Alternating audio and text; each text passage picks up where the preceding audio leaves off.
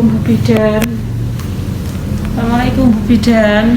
Waalaikumsalam Ibu, silakan masuk, silakan duduk terlebih dahulu Bu. Ya, makasih. Baik Ibu, apakah duduknya sudah nyaman? Alhamdulillah Bu Bidan, sudah nyaman. Baik, alhamdulillah ya Bu ya. Baik, perkenalkan saya Bidan Dia. Dengan sebelumnya dengan Ibu siapa? Ibu Siti Oh baik, Ibu Siti rumahnya di mana ya Bu? di Pangbakan Lor RT 3 RW 2 Bu Bidan. Oh baik, baik Ibu, ada yang bisa saya bantu? Iya Bu Bidan, saya mau berkonsultasi tentang KB. Anak saya kan sudah 2, jadi saya mau pindah KB Bu Bidan. Oh baik, kalau boleh tahu usia Ibu sekarang berapa tahun? 30 tahun. Oh baik, 30 tahun ya Bu. Untuk anaknya kan sudah 2, anak yang terakhir usianya berapa tahun? 5 tahun Bu Bidan. Oh usianya 5 tahun. Sebelumnya sudah menggunakan KB apa Ibu? KB suntik yang 3 bulan Bu Bidan. Oh KB suntik yang 3 bulan. Baik Ibu, Ibu kan usianya sudah 30 tahun, kemudian anaknya sudah 2. Nah ini nanti saya akan menjelaskan tentang metode atau MKJP, metode kontrasepsi jangka panjang. Apakah sebelumnya Ibu mengetahui tentang MKJP itu? Belum tahu Bu Bidan. Oh belum tahu ya. Setahu saya KB itu ada KB suntik, KB spare, KB spiral, KB implan Bu Bidan.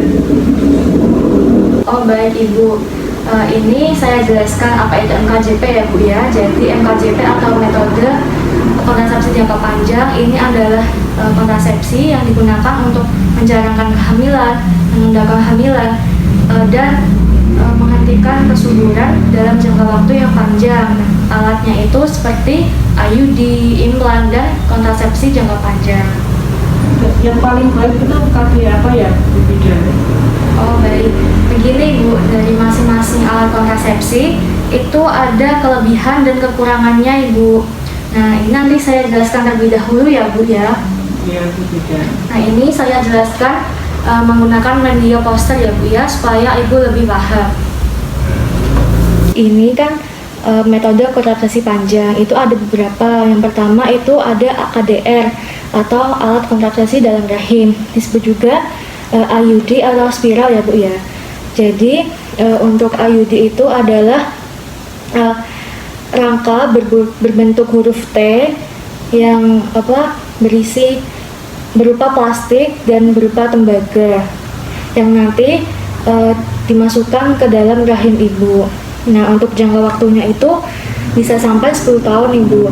Dan ada 2 jenis IUD, yaitu IUD yang hormonal dan IUD non hormonal, seperti itu Ibu.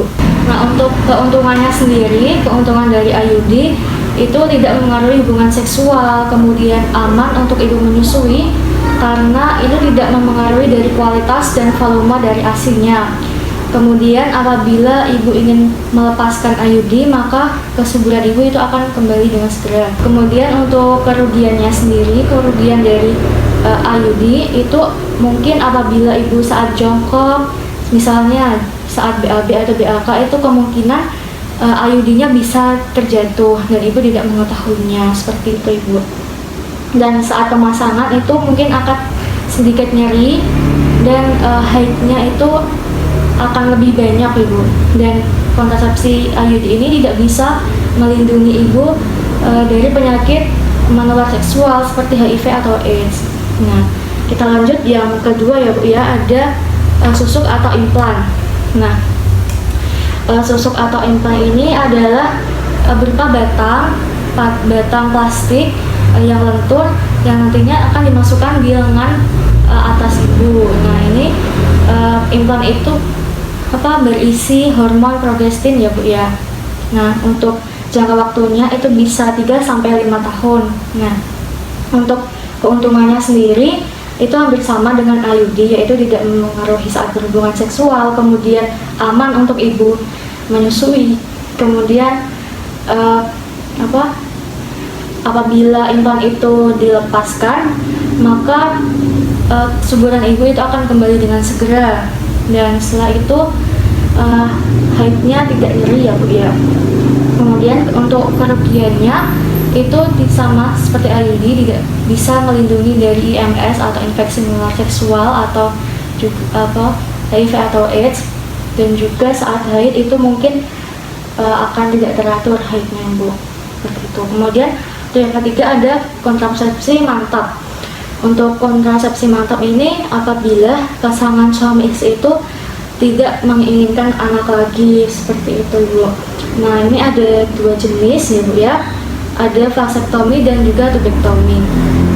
Untuk vasektomi itu untuk laki-laki, di mana metodenya itu menggunakan operasi ya, Bu ya. Operasi yang nantinya itu dipotong atau diikat dari saluran spermanya. Nah, untuk wanita itu namanya tubektomi, itu sama, yaitu metodenya operasi, dimana nanti operasi pemotongan dari atau pengikatan dari saluran tuba falopinya, sehingga akan mencegah dari kehamilan, seperti itu, Ibu. Sampai di sini ada yang ditanyakan? Saya tidak mau metode operasi Bu bidan, saya takut. Oh, baik, Ibu. Tadi kan tidak hanya metode operasi ya, Bu, ada IUD sama implan. Nah, nanti Ibu bisa berdiskusi dulu dengan suami Ibu. Oh iya, Bu, saya pikirkan dulu, nanti biar saya berdiskusi sama suami saya dulu ya, Bu. Gitu. Oh iya, dari penjelasan saya ada yang ingin ditanyakan, Bu, atau sudah jelas? Mau tanya tuh, Bu bidan, apakah yang tubektomi itu bisa hamil lagi ya nanti kalau sudah tubektomi itu? Oh baik, yang tubektomi itu karena kan itu pemotongan dari saluran tuba falopi, kemungkinan besar tidak bisa hamil, Bu.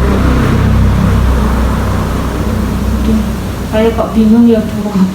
Takut, biar saya pikirkan dulu dengan suami, saya berdiskusi dulu, Bu bidan. Oh baik, Ibu.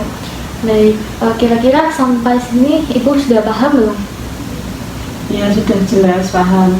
Alhamdulillah, Ibu. Saya izin bertanya ya, Bu ya, biar Ibu lebih paham. Tadi kontrasepsi yang berbentuk huruf T yang dipasangkan di dalam rahim itu namanya apa, Bu? IUD. Oh iya, itu ya. IUD, betul, Ibu. Untuk yang dipasangkan di lengan? Implan, Bu bidan. Oh, implan, ya, alhamdulillah. Betul ya, Bu ya. Jadi tadi ada IUD, implan sama kontrasepsi mantap. Nah, alhamdulillah, Ibu. Kira-kira Ibu ingin menggunakan yang mana? Saya masih bingung, Bu bidan. Saya tak berdiskusi dulu dengan suami saya. Oh baik, Ibu, berdiskusi dulu dengan suami ya. Nanti Ibu bisa melakukan kunjungan ulang atau kembali lagi saat sudah mantap hatinya ya, Bu ya, memilih kontrasepsi yang mana. Baik, ada lagi, Bu, yang ditanyakan? Tidak, Bu bidan, cukup. Baik, terima kasih, Bu, telah mendengarkan penjelasan dari saya. Terima kasih atas kebersamaannya ya, Bu ya. Iya, Bu bidan, sama-sama. Terima kasih kembali. Saya pamit izin dulu ya, Bu bidan. Assalamualaikum. Waalaikumsalam, terima kasih, Bu. Sama-sama.